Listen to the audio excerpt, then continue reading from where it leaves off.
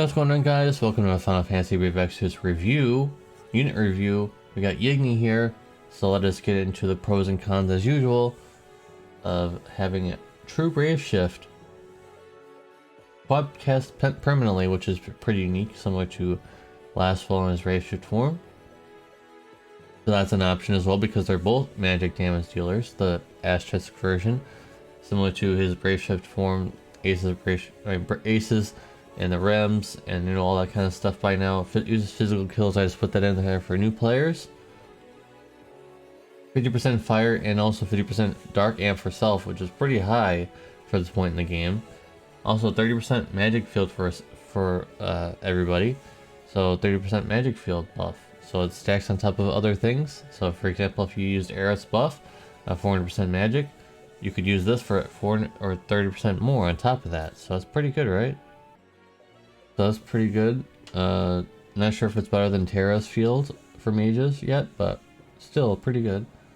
Got some buffs to all allies. It depends. Some of them, you know, are one of them is a cooldown.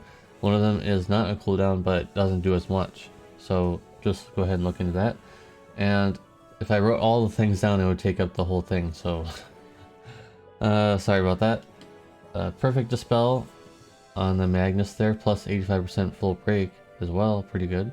150% magic true to wield, and also 600% cap on both sides. 200% fairy, and also 100% human killer on both sides, and 135% fire and dark imperil on the Brave Shift Lone Burst. So, of course, I didn't write everything down, guys.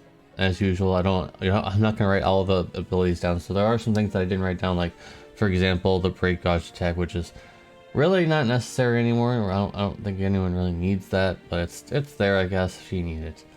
Not having access to many Pentacast chainers other than Ellie, I guess.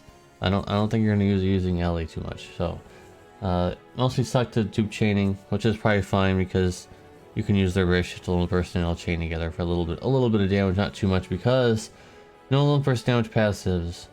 And you really want to use that Brave Shift Lone Burst for that Imperil, right?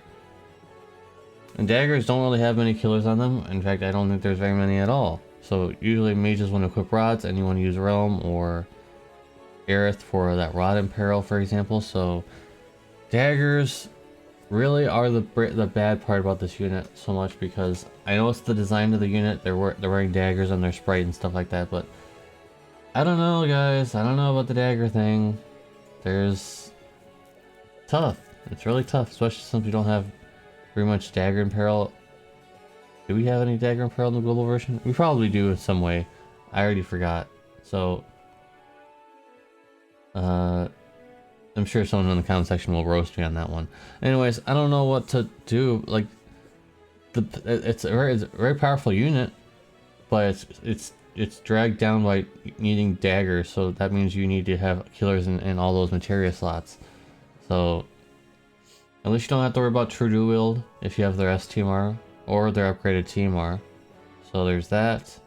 But yeah, killers are gonna be a problem, just like how it's a problem for Brave Shift Lastfall. It's pretty hard for him to gear killers because he needs all this stuff. But luckily, at least this is a true dual wield unit. I mean, it's not as bad. Still though, the thing that's hampering is the daggers. That's one of the things that's gonna drag down the score a little bit, because if this person, well, you can dual wield rods, but you lose out on some passives, so that's also the problem. So if you don't care about losing out on those passives, I suppose you could just dual wield dagger or dual wield rods instead. But in the end, we're gonna go ahead and give them an 8.5 out of 10. Pretty good score. My average is 7, so anything above 7 is already looking pretty good. 8.5 is pretty good. I think this is probably one of the best. It's not really a Clash of Wills unit really either, because they have some Clash of Wills morale-based attacks, but then they have a lot of other, you know, not morale-based attacks that you could be using as well. So it's not complete. This is not, if you look at it, this is not a complete Clash of Wills unit. It's not a complete Trials unit. It's kind of like kind of a both kind of thing. But it's gonna be kind of strange to use them in Clash of Wills, because you really want to use a dupe, and you can't use dupes in Clash of Wills. Not really sure what they intended to do for that, because other than Brave Shift last well for their permanent Pentacast. Who's gonna use, or Quadcast, who's gonna use Pentacast in Clash of Wills other than Ellie? And Ellie is kind of not so strong anymore in the global version right now. So I don't know. Give me some comments down below how you would use this guy in Clash of Wills, because I think he would just take the Quadcast, because there's no way you could use Pentacast. It just seems like it's a waste. It seems like it's a waste, guys. So 8.5 is my score, guys. Let me know in the comment section down below if this is correct, or maybe you have some disagreements with what I've said. That's okay. Leave it in the comment section down below. I'll look at the comments as usual. And yeah, I think this is a pretty good unit. Pretty good. So I'll see you guys in the comment section. I'll see you guys in the next video as well, which is gonna be later. Peace.